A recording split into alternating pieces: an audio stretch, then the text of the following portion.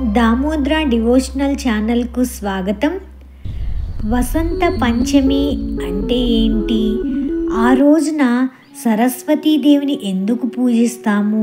అక్షరాభ్యాసం ఆ రోజు చేయడంలో ఉన్న ప్రాముఖ్యత ఏంటి? ఇలాంటి కొన్ని విశేషమైన విషయాలను గమనిద్దాం. మాఘశుద్ధ పంచమి, వసంత పంచమి విశేషం ఏంటి అంటే, ఈ మధ్యకాలంలో ఒక 15 ఏళ్ల ముందు వరకు కూడా నేను ఈ శ్యామల నవరాత్రులు అన్నవి అంతగా వినలేదండి. మేబీ అప్పుడు చిన్నపిల్లని అయి ఉండొచ్చు. ఈ మధ్యకాలంలో ఈ 10-15 ఏళ్ల నుంచి శ్యామల నవరాత్రులు అన్నవి దసరా నవరాత్రులు ఎలా అయితే కనపడుతున్నాయో అలాగా ఈ నవరాత్రుల్ని కూడా అందరూ చేసుకుంటున్నారు. మనం చాలా చోట చూస్తూ ఉంటున్నాం. ఆ శ్యామల రూపములు శ్యామల తంత్రం ప్రకారం 8. ఆ శ్యామల నవరాత్ర మధ్యంలో విశేష స్వరూపం పంచమి రోజున శ్యామల మాత సరస్వతి స్వరూపంలో దర్శనమిస్తుంది. అక్షరాలకు అధిదేవత సరస్వతీదేవి, సకల విద్యలకు ఆమె రాణి, జ్ఞాన ప్రదాయిని. ఆమె జన్మదినమే ఈ వసంత పంచమి. ప్రతి ఏటా మాఘశుద్ధ పంచమి రోజు పర్వదినాన్నే వసంత పంచమి అని, సరస్వతీ జయంతి అని, మదన పంచమి అని, శ్రీ పంచమి అని ఇలాగ అనేక పేర్లతో వ్యవహరిస్తూ ఉంటారు. మానవ జాతి మనుగడకు, అక్షయ సంపదలకు మూలమైన ప్రణవ స్వరూపరాణిగా వసంత పంచమి నాడు సరస్వతీదేవి పూజలు అందుకుంటూ ఉంటుంది.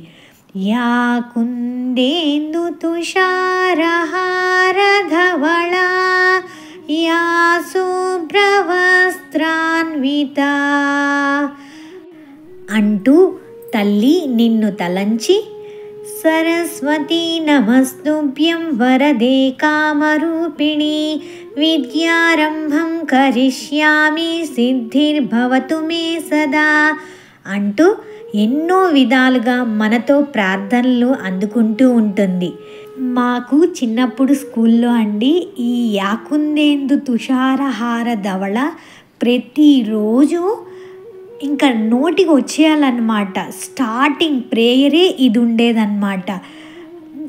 మాకు సరస్వతీదేవి విగ్రహం కూడా ఉంటుంది మా స్కూల్లో. అందుకే సరస్వతీదేవి అంటే ఎంత ఇష్టమో, ఆవిడ్ని చూస్తూ ప్రతిరోజు ఆవిడికి నమస్కారం చేసుకుంటూ ఆవిడయే మనం చదువుకుంటూ పెరిగాం మేము. వాగ్దేవి ఉపాసన వేదాలలో సరస్వతీ సూక్తాలు ఉన్నాయి. అచింతమే నదీతమే దేవీతమే సరస్వతి అని శ్రీవాణిని శృతి కీర్తించింది. వేద జ్ఞానానికి మాతృక అయిన గాయత్రి, సావిత్రి, సరస్వతి రూపాలే. ఆమెను విద్యావాహికగా ఆరాధిస్తారు. లౌకిక అలౌకిక విద్యలన్నీ ఈమె అధీనంలోనే ఉంటాయి. సరస్వతి అనుగ్రహం కలిగితేనే కదా ప్రతిభ, మేధ, శ్రద్ధ, ధారణ, చైతన్యం, కళా నైపుణ్యం, జ్ఞాన రహస్యం, సంస్కారం, సత్కీర్తి ఇలాంటివి అన్నీ మనకి లభించేయి ఓన్లీ సరస్వతీ మాత అనుగ్రహం ఉంటేనే. సరస్వతీదేవిని అహింసా దేవతగా, జ్ఞాన దేవతగా పురాణాలు కీర్తించాయి. మన పురాణాల్లో శుంభ నిశుంభులను సంహరించినది మహాసరస్వతియే. తెల్లని వస్త్రాలు, తెల్లని పువ్వులు, తెల్లని ముత్యాల సరాలు, తెల్లటి గంధపు పూత, తెల్లని వీణ ఇవన్నీ సరస్వతీదేవికి ఇష్టమైనవి. అవి శాంతికి, స్వచ్ఛతకు సంకేతాలు. ఎందుకు సరస్వతీదేవిని అహింసాదేవిగా చెప్తారు ఒకసారి గుర్తించండి. ఆవిడ విగ్రహాన్ని మనం చూసినట్లయితే ఎటువంటి ఆయుధాలు ఉండవు. చేతిలో వీణ పట్టుకొని, పుస్తకము, కమలము అలా పట్టుకొని ఉంటుంది, కానీ ఆయుధాలు ఏమీ ఉండవు. అందుకని ఆవిడని అహింసా దేవత అని అంటారు. లక్ష్మిని, సరస్వతిని ఇద్దరిని కలిపి కూడా పూజిస్తారు. కానీ సరస్వతి ప్రధానంగా సకల కళాది దేవత. కవిత్వం, సంగీతం, నృత్యం, శిల్పం, చిత్రలేఖనం, లలిత కళలు అభ్యసించే వారిపై ఆమె అపార కరుణారస వృష్టి వర్షిస్తుంది. అవి ఉంటేనే మన టాలెంట్ అంతా బయటకు కనపడేది. ఆవిడ కృపతోనే మనకి అన్నీ మంచిగా జరిగేవి అని అందరం భావిస్తూ ఉంటాం. మంత్రశాస్త్రంలో సరస్వతి రూపాలు ఎన్నెన్నో ఉన్నాయి. మాతంగి, వాగేశ్వరి, వాగ్వాదిని, మహాసరస్వతి, సిద్ధ సరస్వతి, నీల సరస్వతి, అంతరిక్ష సరస్వతి, ఇలా మరెన్నో రూపాల్లో సాధకులు ఆమెను పూజిస్తూ ఉంటారు. వాక్కుకు అధిదేవత అయిన సరస్వతి మన దేహంలో 4 స్థానాల్లో ఉంటుందట. నాభి, హృదయం, కంఠం, జిహ్వ అనే 4 స్థానాల్లోనూ వరుసగా పర, పశ్యంతి, మధ్యమ, వైఖరి వాక్కుల రూపంలో సరస్వతీదేవి కొలువై ఉంటుంది. ఈ స్థానాలన్నింటి నుంచి వెలువడే మూలానాదాన్ని సరస్వతిగా యోగులు ఆరాధిస్తారు. వీటికి సరస్వతి రూపమే మూలమైన నాదం.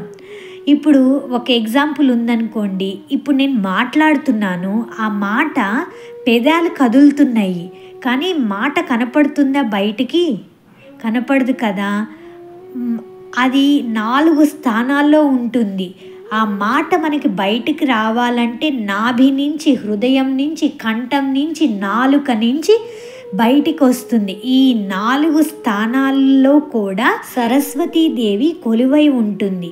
మనం ఇంకో విషయాన్ని గమనిస్తే, ఇప్పుడు మహాకుంభమేళ జరుగుతూ ఉన్నప్పుడు త్రివేణి సంగమం కానీ అసలు మామూలుగా సరస్వతీది అనేది అంతర్వాహినిగా ప్రవహిస్తుంది అని చెప్తూ ఉంటారు. అంటే ఆవిడ కనపడదు కానీ ఉంటుంది.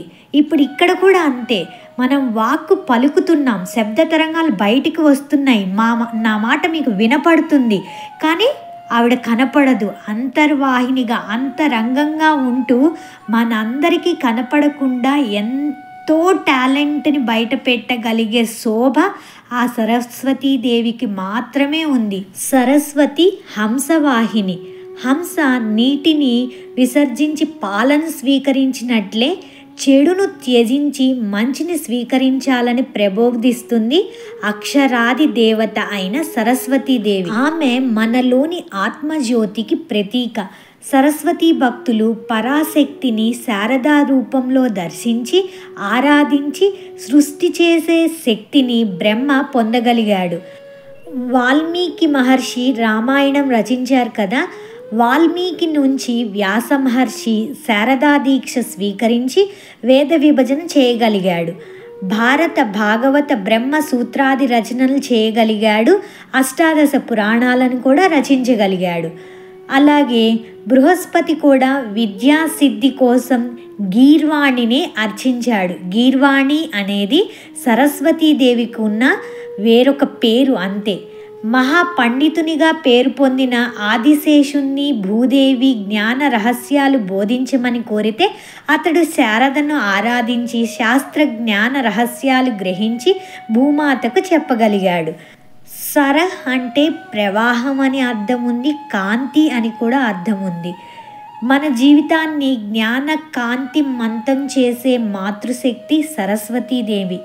ఆమె శ్వేతవస్త్రంలో అలంకృతమై హంసవాహినిగా తెల్ల తామర పుష్పంపై కొలువు తీరి ఉంటుంది. అక్షరమాల గ్రంథం ధరించి వీణానాదం చేస్తూ ఉంటుంది. సరస్వతీదేవి నివసించే మూలస్థానం పేరు శశాంక సదనం అంటారు. గంగా సరస్వతులు సవతులై పరస్పరం శపించుకొని నదులై పోయాయన్న కథనం ఒకటి ప్రచారంలో ఉంది. సరస్వతి నది గంగా యమునతో కలిసి త్రివేణి సంగమమైంది. అదే ప్రయాగ్రాజ్లో ఇప్పుడు జరుగుతుంది.